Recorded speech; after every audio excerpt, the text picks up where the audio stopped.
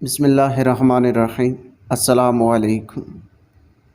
حضرت سیدنا ابن عباس رضی اللہ تعالیٰ عنہ سے مروی ہے، ایک اعرابی اپنی اونٹ کو مسجد کے دروازے پر باندھ کر آپ صلی اللہ علیہ وسلم کی خدمت اقدس میں حاضر ہو کر بیٹھ گیا۔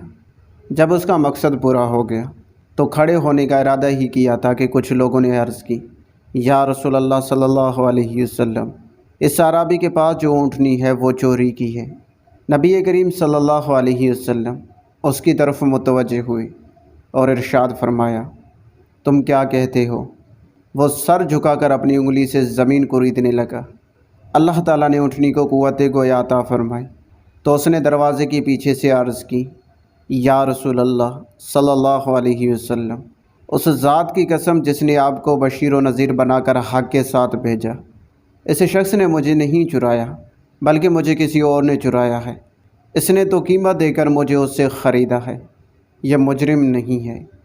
حضور نبی کریم صلی اللہ علیہ وسلم نے اس اعرابی سے استفسار فرمایا، اے اعرابی، تجھے اس ذات کی قسم جس نے تیری برات کے لیے اونٹنی کو قوت گویا عطا فرمائی، یہ تو بتا کہ سر جھکا کر زمین کو ریدتے ہوئے تو نے کیا کہا تھا؟ اس نے عرض کی، یا رسول اللہ صلی اللہ علیہ وسلم، میں نے عرض کی تھی، یا اللہ، تو ایسا رب نہیں کہ جس کو ہم نے اپنے پاس گھڑ لیا ہو، اور نہ ہی تیرے ملک میں تیرا کوئی شریک ہے جو ہماری تخلیق پر تیری اعانت کرے۔ بے شک تو ویسا ہی ہے جیسا کہ تو فرماتا ہے، اور تو ہمارے بیان سے بھی بلند ہے۔ یا اللہ تعالیٰ، میں تجھ سے سوال کرتا ہوں کہ محمد مصطفیٰ صلی اللہ علیہ وسلم اور ان کی آل پر رحمت بھیج اور مجھے اس مصیبت سے چھٹکارا عطا فرما۔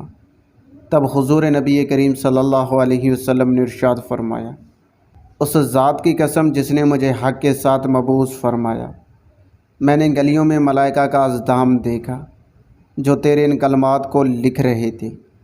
پس جو شخص ایسی مصیبت میں مبتلا ہو اور یہ کلمات کہے تو اللہ تعالیٰ اسے اس مصیبت سے نجات عطا فرما دے گا۔ منقول ہے، محدثین کرام رحیم اللہ قیامت کے دن اپنے قلم دان لیے حاضر ہوں گے۔